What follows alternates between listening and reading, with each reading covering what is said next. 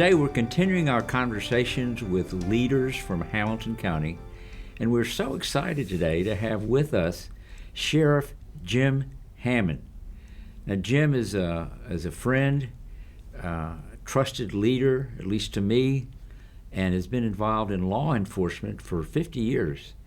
He'll be retiring in 2022 after all those years of service, several of which he spent overseas training other people in law enforcement, stationed out of Jordan. But he's been with Hamilton County that time for a good deal of those 50 years, and been our sheriff for how many years now? Probably coming up on about 14 or 15 as sheriff, 17 as chief deputy. Wow. So, long time. Yeah. I have nothing but confidence in you. Thank you. And I always have, and think you do a great job. Tell me something. I was thinking about this morning. You're elected by the people, countywide. That is right. And so, who writes your job description?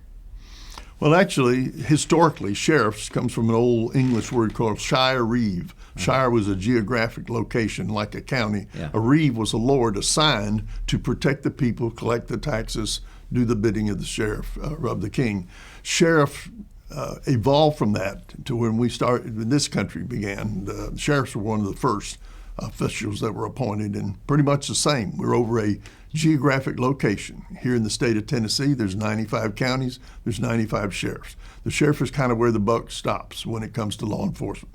If everybody else goes on strike, if everybody goes out of business as a city, the sheriff still must be there.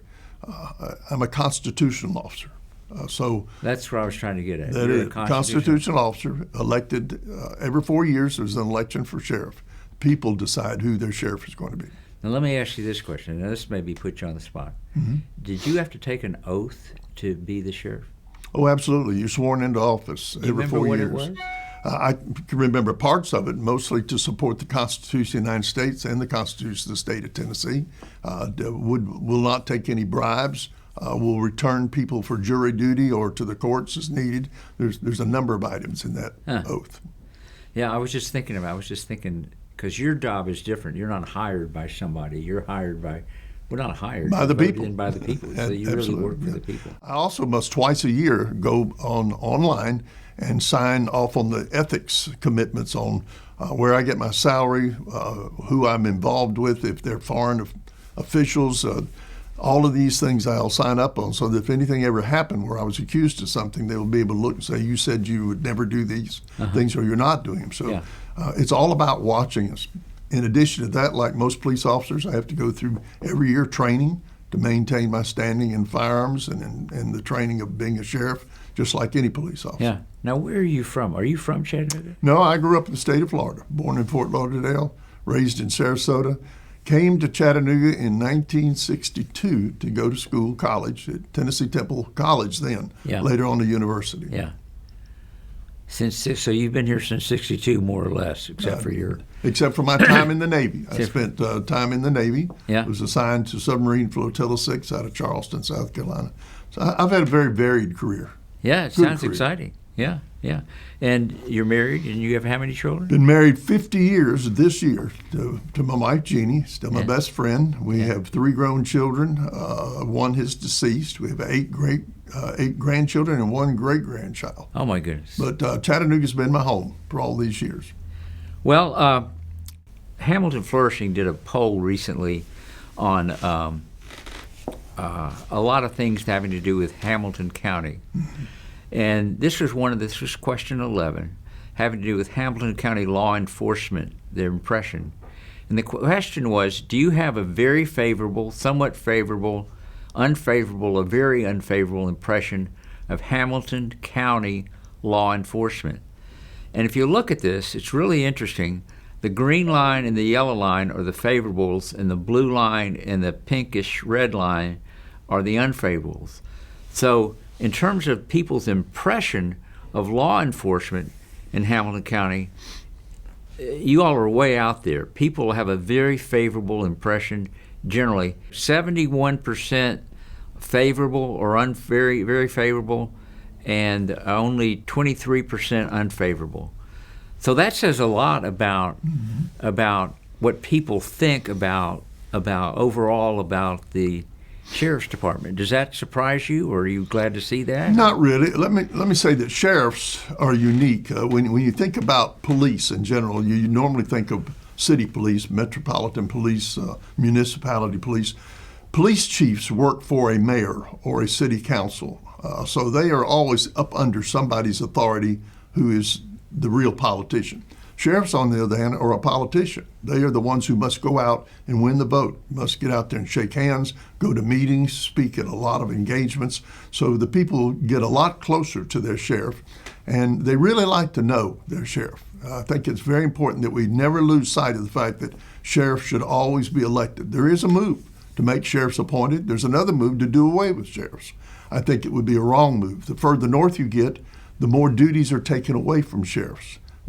In the South, in the West, sheriffs play a very important role because they are out there personal, and people want to be able to say, I want to elect my sheriff, and I want to know what he stands for. That's good. That sounds like the right way to go to me. I mean, really I believe it is. Now this is interesting. Racism on the rise in Hamilton County. Now, this doesn't deal specifically with the sheriff's department, but look at this. If we used a common definition for racism is the belief and practice that one's racial genetics result in certain traits, behaviors, beliefs, or abilities that are either inferior or superior, using this definition, please tell me whether you strongly agree, somewhat disagree, or strongly disagree with the following statement. Racism is on the rise in Hamilton County.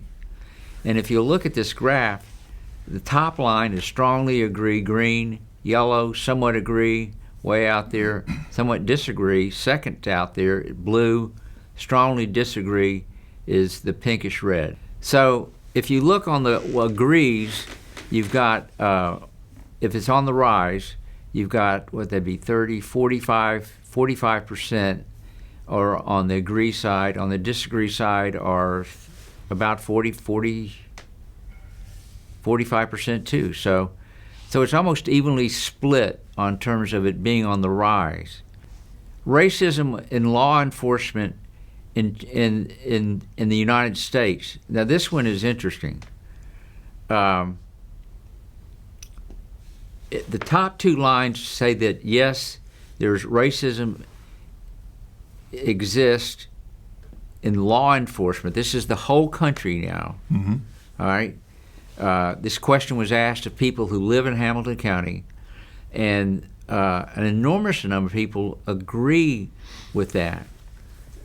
What is as a law enforcement guy? What is your read on that sort of figure? I think there's a lot of confusion about what racism is. It used to be that racism was confined to simply the way whites perceive blacks or blacks perceive whites.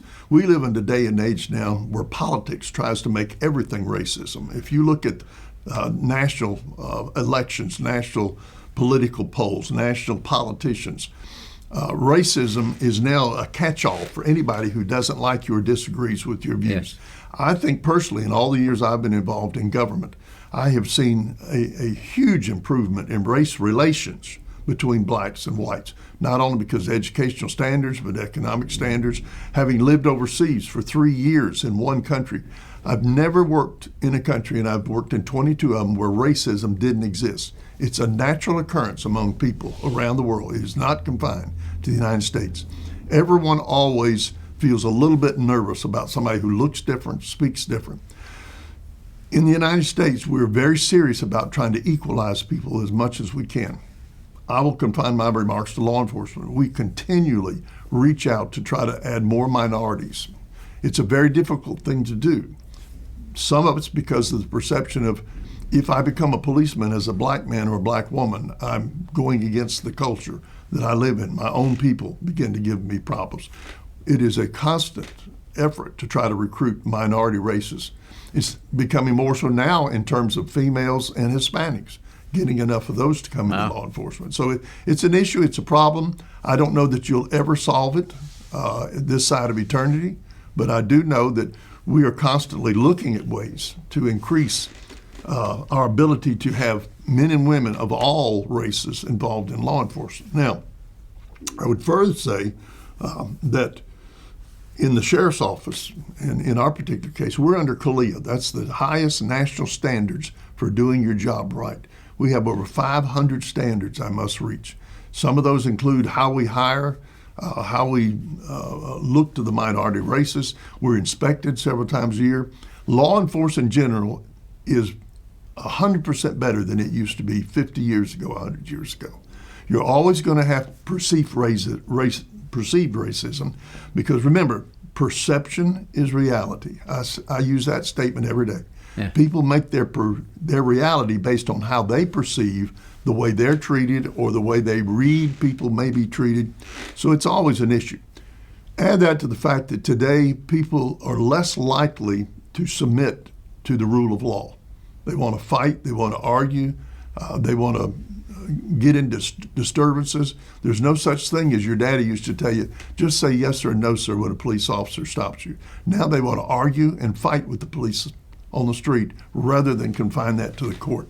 So I think there's a lot of dynamics that go into these surveys. Do you guys have an active recruitment program, and do you go out and look for minorities? We do. We're constantly trying to, even I personally, if I see a young man, African American or Hispanic or female, and I say, what are your career goals? I always start with that question. What are your career goals? A lot of them say, well, I'm thinking of going to school. I said, you ever thought about being in the criminal justice system? Yeah, I really have. I'll even go further. What about a police officer? Well, I thought I would like it. Well, what have you done about it? Well, nothing. So I always give them a business card. Say, come talk to us. We do billboards, we do ads. We're constantly looking.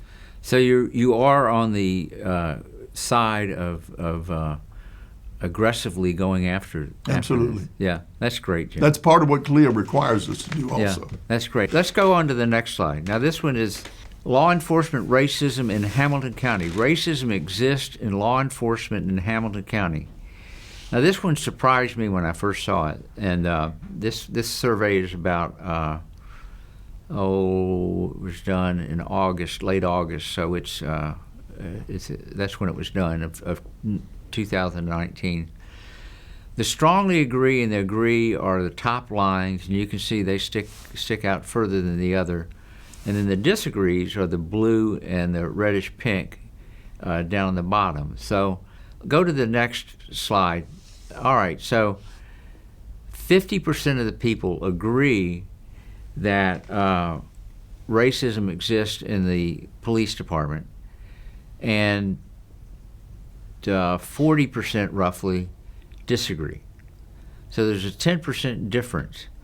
Does that surprise you? The first things come to my mind, the people being surveyed. When we say Hamilton County, that includes Chattanooga, and includes Red Bank. If you told me no, we actually went out in unincorporated Hamilton County, where the sheriff is the primary and only main law enforcement, and you asked people that you knew lived under the jurisdiction of the sheriff where they would see their cars every day, that might be entirely different results. So I don't know how these test questions are given. Yeah. But when you look at it, it's countywide for Hamilton County. And as you and I were talking earlier, it's about 18%, and I'm just going to mainly confine myself to African American, because that's the main one people are talking about. About 18% countywide. If you get into the city of Chattanooga, it's 32%. That's a huge difference in the minority races. So statistics are like anything. You can manipulate them. I do believe if you stop the average person and say, do you think racism exists? Most people are going to say yes. And it's, again, I go back to, we're fed constantly every day in the political world, in the economic world, in the educational world, that America still practices racism. I go back to tell you, America has come much further than the rest of the world, but they're not there yet. I don't know that they'll ever be there. As long as you have one group of people who are the majority, they're always going to be seen as being in control. It exists in every country of the world. I want to change the subject just a little bit. We have close relatives in our family that have mental illness. And I recently saw a documentary that was excellent, done by a guy named Robert Winslow here in Chattanooga. It's called Dialogue Chattanooga, and they're really good. and he was down in the jail and interviewing people, and he got to talking about the problem with the mentally ill. And apparently what happened is 25 or 30 years ago, they did away with mental hospitals, or That's correct. pretty much shut them down. Shut them down. And so the mentally ill are now on the street. They're given pills, manage themselves. But when they mess up or when they get off their medication, there's no only place to put them is in The jail. the jail. That's right. Now that presents a problem for you Major guys. problem, major expensive problem for taxpayers. Can you talk about that just Sure a minute? can. Even as we're sitting here right now, I've got downtown in my jail facility there about 550 inmates. I've got another 1,300 out at Silverdale. That's a lot of people locked up in this county. We estimate conservatively that about 40% of them are mental health consumers and do not need to be in a jail. But they're there because a number of years ago we shut down the mental health facilities, saying we'll give them medicine, as you said a minute ago, and put them out on their own. What we didn't count on is they would quit taking the medicine, and their families couldn't make them take it. They end up on the street, they end up homeless. So one of the initiatives that I've been working on for a couple of years is ways of moving the mental health consumers out of my jail. We have a project now called the Fuse program that it's got a lot of partners. We're putting a lot of pieces together. It involves mental health at the state level, local level, grants, hospitals participation. But I think we're on the edge of being able to effectively deal with a lot of those we have in the jail. We've got to do it. I have heard that if you have a mental health problem in your home, like a grown adult child, Sure. that when you call, if you call 911, it's because they're getting violent or just whatever, something's going on that they can't handle, that you can ask for a specific kind of officer who's been trained. What is that? Yes, we call it de-escalation. This is a program that I embraced when I first became sheriff. Went over to Memphis, looked at it. There was a beta program going over there on a crisis intervention is what it's about to. Now we train all our officers. I brought it back here. We have probably got close to 300 or 400 officers trained now from not just the sheriff's office. Yeah. Where almost every shift now you have de-escalation officers, and we're still training more. If I was to call you, what would I ask for if I was calling 911? If it's the nature of the call that this is an unruly child or parent or a mental health consumer, and all those many times are listed when you call in, the dispatcher can run the address and say, we've been there before, we know what kind of situation it is. So when that officer goes out, they are trained in lowering the temperature, getting the person calm, rather than just going in there gangbusters, putting them in handcuffs, hauling them off to the hospital. It's been very effective. It all began because of a mental health consumer that lost their life, because before we trained officers, they became very violent. The officers didn't know how to deal with it and ended up having to shoot one. Oh my So it's been around for about 20 years now. It's a good program. We've had far less officers injured and mental health patients injured since we implemented and it's called crisis intervention. Is it the long-term answer for that problem, or is there a long-term answer for that problem? You know, so much of the mental health problems we have today are caused by drugs. And drugs sometimes are the very thing we want to do to de-escalate situations. So drugs have a lot to do with it, the fast-paced society, just the general rush society we live in. You mentioned earlier that I'd spent time living overseas. It was so refreshing to live in a lot of countries where people take life at a calmer space. We don't here in the United States. We're so involved in so many things that it's no wonder we have the mental health issues we do. Well, Sheriff, that's really quite a portrait of a community where 40% of the people that are locked up are actually locked up because of mental illness, or as I have a friend who calls them brain disorders. And it's something that I think that as a culture, as a whole, we never have really come to grips with. There's a lot of stigma attached to mental illness. People who have mental illness don't want to be labeled mentally ill, but yet they get involved in all these things, and the police have to be involved. And the police have to be involved. There's no intervening a body between that. But I admire for what you've done. I admire your career, and thank you for serving the people for 50 years, both here and abroad, and training many policemen and young men and doing such a great job. It's been a very interesting career. And we're going to miss you in this role after 2022. Well, I'm not going to just disappear, but I will step down from my role, and hopefully there'll be a sheriff comes along behind me that will continue what we're doing. Good, good. Sheriff Hammond? Thank you. Thank you. If you like this video, please subscribe. Be sure to click the bell so you'll receive notification when we release a new video. Be sure to go to our website, www.hamiltonflourishing.org, for more information.